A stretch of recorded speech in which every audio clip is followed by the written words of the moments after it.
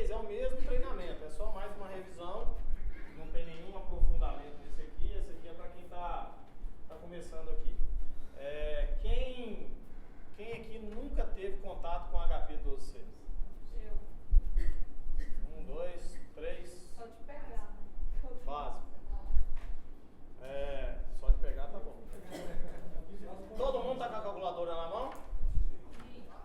Esse curso é dividido em 2 etapas. Nós vamos fazer mais ou menos umas 2 horas aqui hoje. Depois a Amanda marca outro dia para a gente continuar. Quem já tem um certo conhecimento pode vir fazer só a segunda parte. E quem não tem que fazer essa primeira para depois conseguir fazer a segunda. Vai lá, volta. Tiago, é o seguinte, aqui na IBM nós temos a template, né? Uhum. E nada mais é do que essa HP, que a HP pode nos servir, né, de conta, de números, mais fácil, né, mais resumida. Ela substituiria, na prática, a calculadora? Todos os cálculos que a gente faz na matemática, na calculadora, pode ser feito manualmente, usando a calculadora simples, como também pode ser feito na planilha Excel. O Excel ele tem todas essas funções, tem lá. São aplicadas de forma diferente do que aqui, mas sim, todos os cálculos que são feitos lá podem ser feitos aqui. A dificuldade é que a calculadora é muito fácil, você coloca no bolso, você está com o cliente lá no stand, você está com o cliente na rua, você está com o cliente no plantão de vendas, ele tem alguma dúvida, você faz. Então eu acho que uma é complementar a outra. Na verdade, a gente precisa saber mexer com essa calculadora HP, que vai ajudar, porque nem sempre você vai poder abrir o computador com o Excel, principalmente se você tiver que ficar montando as formas, montando a tabela do Excel lá na hora. A calculadora às vezes te dá isso mais fácil. Mas dá para fazer tudo, eu faço também no Excel, sem nenhum problema. Beleza? Quem já tem algum conhecimento vai me ajudando. Se puder complementar com alguma coisa, é uma ferramenta tão fantástica que assim, tem muita coisa. Nós não vamos aprofundar em tudo dessa calculadora, mas naquilo que é mais necessário para o dia a dia de um corretor de imóveis. Então esse que é o treinamento que a gente foca aqui. Na verdade, essa introdução é basicamente isso que eu acabei de falar, mas antes da gente entrar na matemática financeira é importante passar alguns conceitos, porque esses conceitos precisam estar na cabeça de vocês para que vocês consigam entender a mecânica do negócio, né? E muitas vezes isso vai te ajudar a justificar algumas coisas, como vocês vão ver no decorrer aqui desse nosso bate-papo. Falando um pouquinho de história, lá atrás, antes de existir moeda, né? Antes de existir moeda, os negócios eram feitos através da troca, do escambo, que a gente estudou lá na história, na 5ª série, 4ª série, e sei lá. Ou seja, eu tenho uma mercadoria em excesso, ou seja, está sobrando para mim e falta para você. E você tem outra mercadoria em excesso para você e que falta para mim. A gente chegava lá e trocava, igual naquele exemplo lá, um punhado de semente com frutas, por exemplo. Era um escambo. A dificuldade disso daqui é você fazer o quê? Um encontro de valores. Quer dizer, uma mão de semente está valendo 4 caju daquilo ali, acho que é caju, por exemplo. Mas achar essa relação lá no começo era sempre muito difícil. Então, se a gente voltar, o pessoal trocava, sei lá, trocava uma ovelha por grão de milho, trocava, sei lá, uma hortaliça qualquer por tecido que ele fez lá. Então, o escambo era feito desse jeito. Só que era difícil, as pessoas viviam na subsistência. Na medida que a sociedade foi crescendo, os grupos foram aumentando, inventaram um negócio chamado moeda, né, que foi inventado há muitos anos, há 1100 anos antes de Cristo, ou seja, quase mais de 3.000 anos aí, que apareceram as primeiras moedas, moeda ou dinheiro. No começo isso era um negócio metálico, em muitos casos prata e ouro.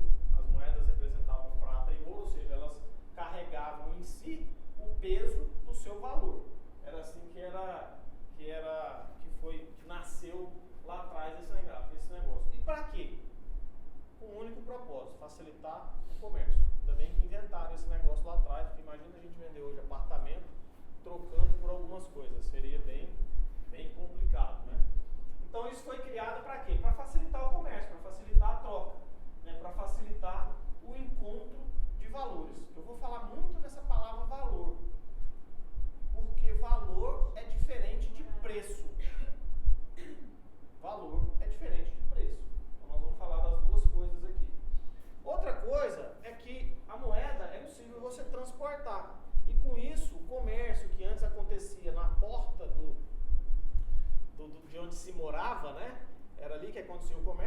pôde acontecer em qualquer lugar. Então era fácil você pegar produtos que você produzia aqui, carregava esse produto, vendia lá e voltava trazendo moeda, que essa moeda você usava para comprar outros produtos que você precisava e não produzia.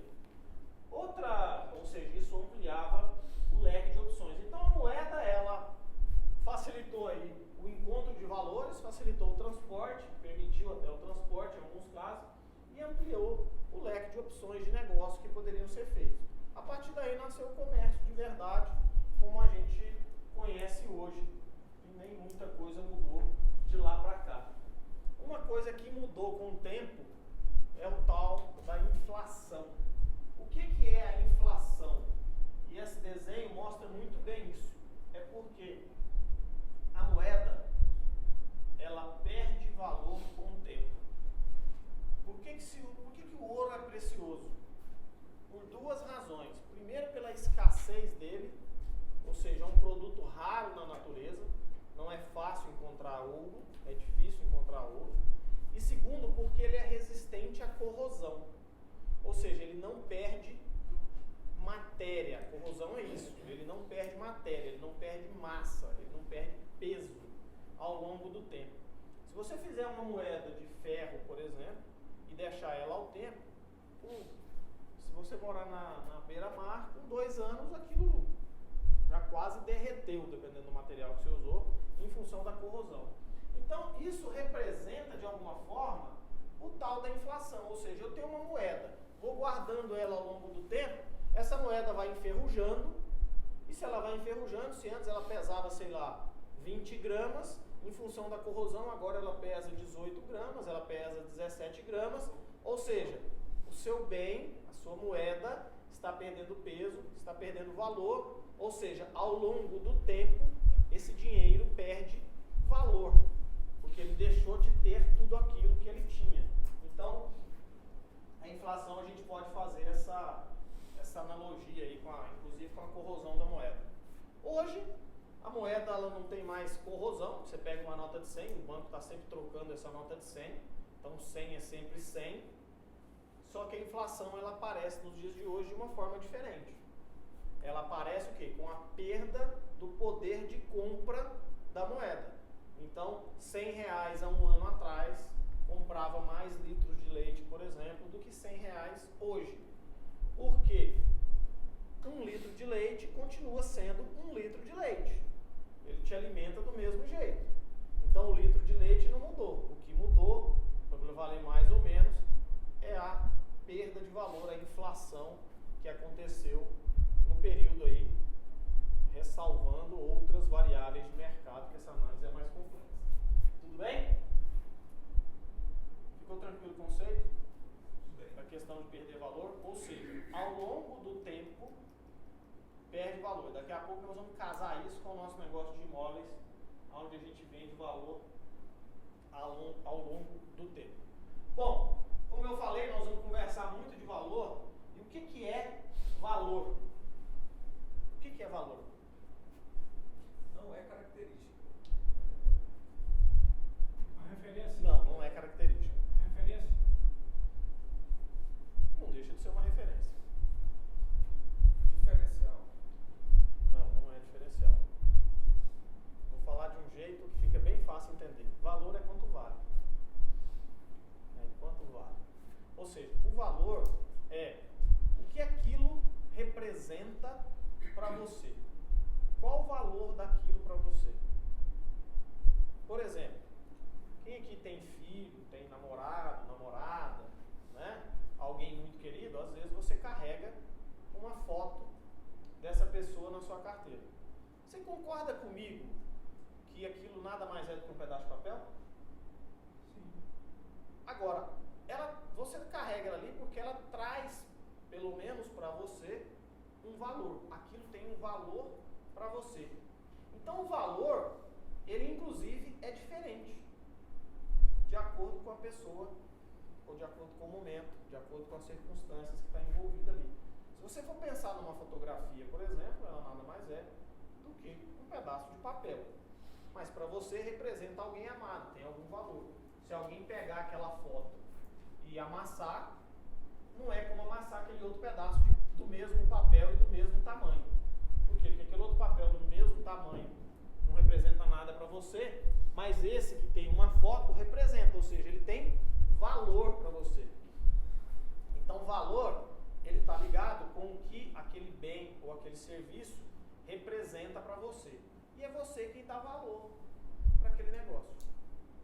Então, quando alguém chega para você e fala, essa camisa custa, sei lá, R$200, isso é preço ou valor? Preço. Isso é preço. Porque essa mesma camisa, feita no mesmo lugar, com o mesmo tecido, pelas mesmas pessoas, se alguém tirar essa marca aqui e não colocar nenhuma marca ou colocar outra marca, muda o valor? Aí sim é valor. Aí sim é valor. Então, o mesmo produto, feito pelas mesmas pessoas, usando o mesmo material, pode ter valor diferente. Por quê? Porque aquilo representa algo para você. Algo que diz respeito a negócio, a empresa constrói. Então, uma empresa, quando cria uma marca, ela está construindo um valor para o produto ou para o serviço que ela faz. E isso sim vai diferenciar, Walter, de outros produtos iguais. Ok? Então, o valor é aquilo que representa para você. Certo? Preço é outra coisa. Preço é o que vale na cabeça de quem está vendendo. Se alguém chega e diz que essa camisa custa R$200, alguém pode achar absurdamente caro e outro alguém pode achar justo e outro alguém pode achar muito caro.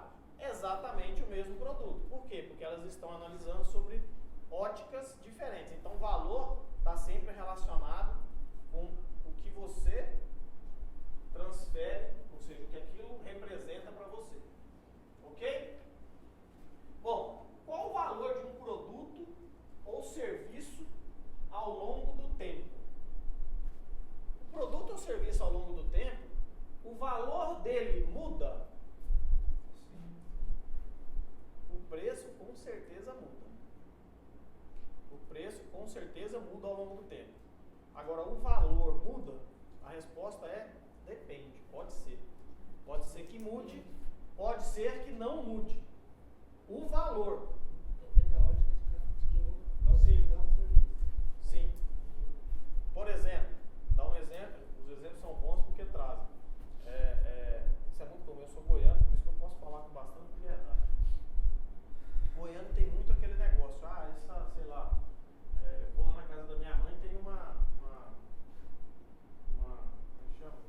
imagem de uma santa, que desde que eu me entendo por gente, tem aquela imagem, aquilo minha mãe não vende por nada no mundo, já está assim meio ruída e tal, mas ela dá valor para aquilo lá, ou seja, ao longo do tempo aquilo não tem dinheiro que representa aquilo. Se você chegar lá e falar, dona Marlene, eu quero te comprar essa santa, não está à venda.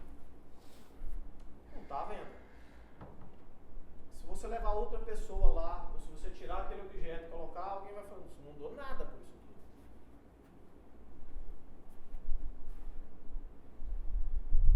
Bom, mas ao longo do tempo, quando a gente traz para o nosso negócio de imóvel, os riscos envolvidos ao longo do tempo influenciam nessa variação de valor. Vamos falar agora de imóvel. Quando nós estamos falando de imóvel, ou seja, eu comprei um terreno, 1 hectare de terra, sei lá, aqui no município de Goiânia, lá na divisa de Goiânia com, sei lá, Trindade, por exemplo. Fomos lá, compramos, todos nós aqui fomos lá e compramos 1 hectare de terra. Quais são os riscos que estão envolvidos com um lote de 1 hectare de terra lá? Ou seja, tem risco de corrosão? Depende, pode ter. O que tem próximo lá? Ou seja, que riscos ao longo do tempo esse imóvel está sujeito? Então, quando você pensa no negócio o valor ao longo do tempo, dependendo do que acontecer nas imediações, aquilo ali pode valorizar muito ou aquilo ali pode desvalorizar. Compramos esse lote.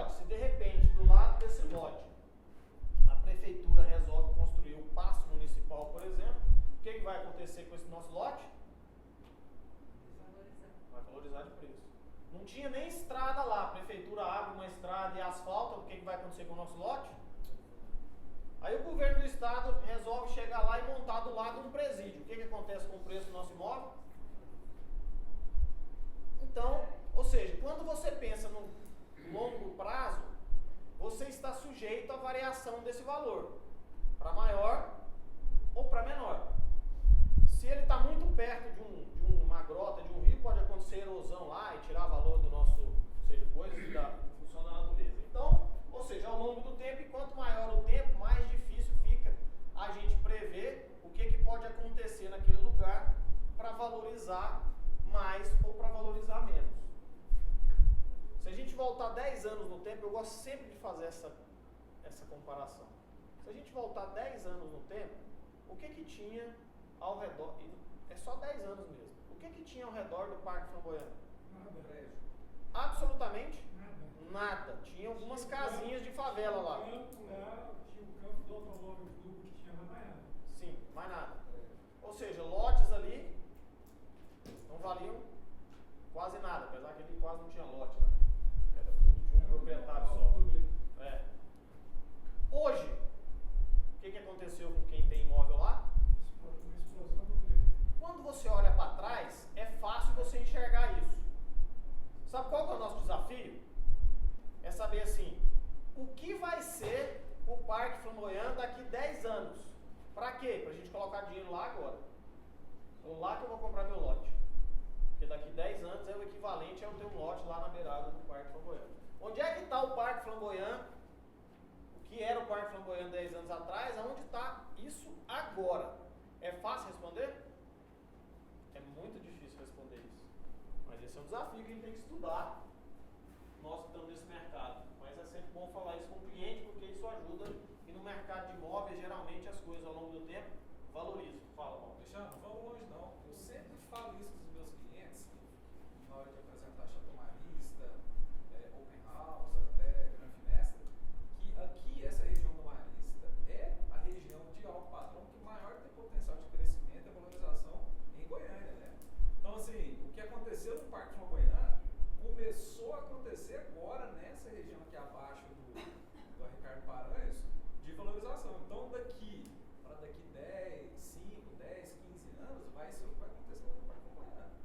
E está só no início. Então, a hora de comprar é agora. Tem que deixar isso claro para os clientes. Sim. O momento é agora aqui. Esse é sempre um assunto bom de se usar na mesa. Bom, vendas e compras a prazo. Por que a gente faz venda e compra a prazo? É por isso mesmo que vocês estão pensando. Por quê? Porque a nossa cultura não é de juntar dinheiro, nossa cultura é ganhar, receber e gastar. Em parte você tem razão no que você está dizendo também. Isso justifica. Mas o motivo É mais fácil, né? facilitar o pagamento. Ou seja, eu não tenho todo aquele valor para pagar agora, mas se você parcelar para mim em 2 vezes, em 3 vezes, em N vezes ali, de acordo com o meu ganho mensal, aí sim eu consigo pagar. Então, no começo do comércio, isso não existia. Era sempre toma lá da cá, era sempre à vista. Eu estou vendendo aqui isso, custa 10, você vai justamente me entregar os 10, fechamos o negócio. À medida que as coisas foram ganhando valor, os valores, o preço começou a ficar muito alto, o comércio foi se desenvolvendo e começou a dividir os pagamentos. Isso é o crediário. Né? Porque começou o crediário.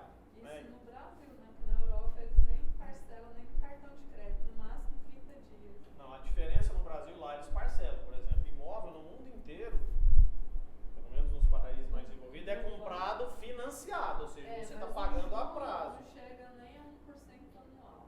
Isso é outra história, daqui a pouco nós vamos chegar lá. Isso é outra história, mas ou seja, na prática nós estamos pagando parcelado. Cartão de crédito parcelado, não é igual aqui que parcela em 12. Sim, lá, que diferente de lá para cá é que a gente aqui tem uma cultura de parcelar coisas de pequeno valor. E lá eles não têm essa cultura. Se eu posso comprar esse mês, eu compro. Se eu não posso, eu espero e compro depois. E a gente já compra logo agora, porque a gente parcela, né? Mas esse negócio de vender as coisas a prazo, ou comprar as coisas a prazo, isso acontece com coisas de alto valor, de grande valor. Aqui no Brasil, até camisa você compra parcelado. Ok? Mas isso existe porque você falou, para viabilizar o negócio. O valor é muito alto, eu divido esse pagamento pagamento e aquele negócio que não aconteceria, passa a acontecer. No momento que eu faço isso, quem está vendendo assumiu qual risco? De não receber. O valor combinado, ou não receber no prazo combinado, ou seja, envolve um determinado risco. E aí aqui entra uma outra palavrinha que vai nos ajudar a entender o valor do dinheiro no tempo, que é esse tal desse risco. Essa operação, qual nível de risco que essa operação envolve? Qual o risco de você não me pagar? Quando o Brasil perdeu essa semana o Investment Grade, ou seja, que uma das agências, a Moody's, disse que o Brasil não tem mais o grau de bom pagador, o que significou isso? Isso foi um aviso para o resto do mundo que, olha, tome cuidado que colocar dinheiro no Brasil é arriscado você não receber aquilo que está prometido. Por quê? Por causa de N razões, mas eles fizeram isso. Quando a gente vai lá, tira o nosso Serasa e vê lá que o seu score é 20 ou que o seu score é 80, aquilo ali de alguma forma está traduzindo o risco que existe em fazer negócio contigo em função do que você, de como você tem administrado os negócios que você já fez. Então, na medida que eu vendo a prazo, vendo à vista, praticamente não tem risco. Né? Pelo menos do ponto de vista de receber, não existe risco. Na verdade, a venda à vista, existe risco para quem está comprando, de comprar gato por lebre.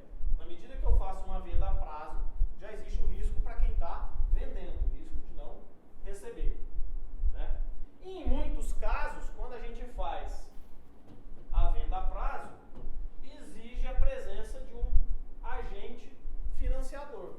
Esse tal desse agente financiador nada mais é do que o famoso banco. Ok? Conceitos muito claros, muito fácil de entender até aqui. Alguém tem alguma dúvida?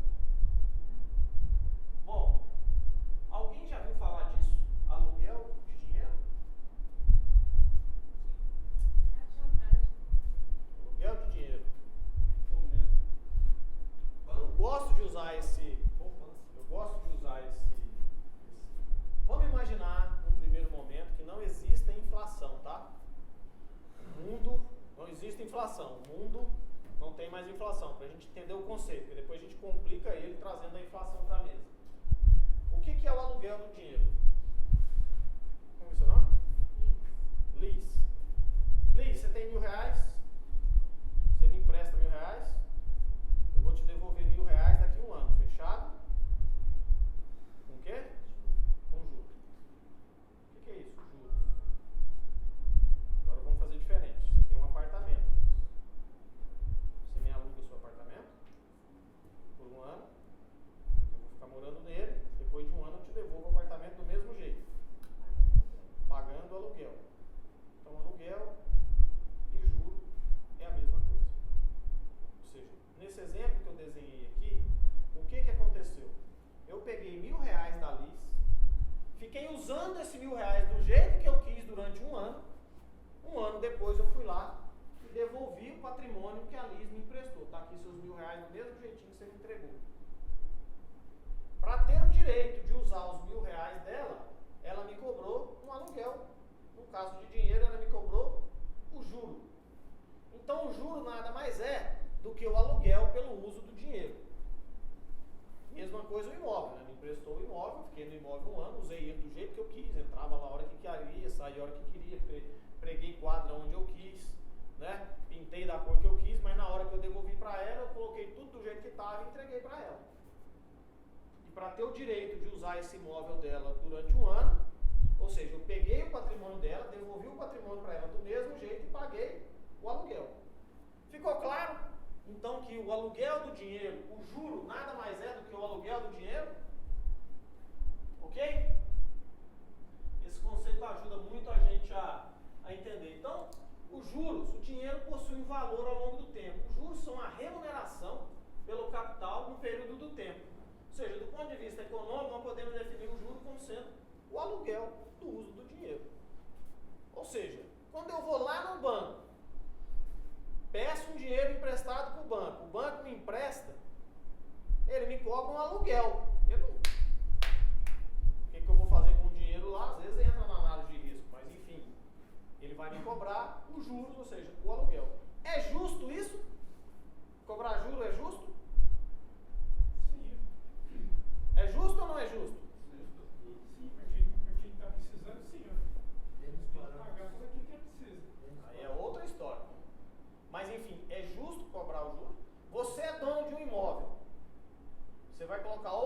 pessoa para usar o imóvel. É justo que essa outra pessoa pague o aluguel para você? O imóvel é seu. Você está emprestando, você está ajudando aquela pessoa no momento que você emprestou. E ela vai te pagar um valor. Outra coisa, se eu e a Alice conversando que o aluguel daquele apartamento dela é R$1.000, ela me falou, é 1.000, eu aceitei o 1.000, combinei com ela, tá caro ou tá barato? Justo. Tá justo, ela cobrou 1.000, eu tô pagando 1.000, tá bom pra mim, tá bom pra ela, tá justo. Caro barato é outro conceito. Caro barato é outro conceito. Ok? Caro ou barato vem do conceito da comparação. O apartamento dela fica nesse prédio, tem 60 metros quadrados, 2 quartos. Naquele mesmo prédio tem um apartamento igual,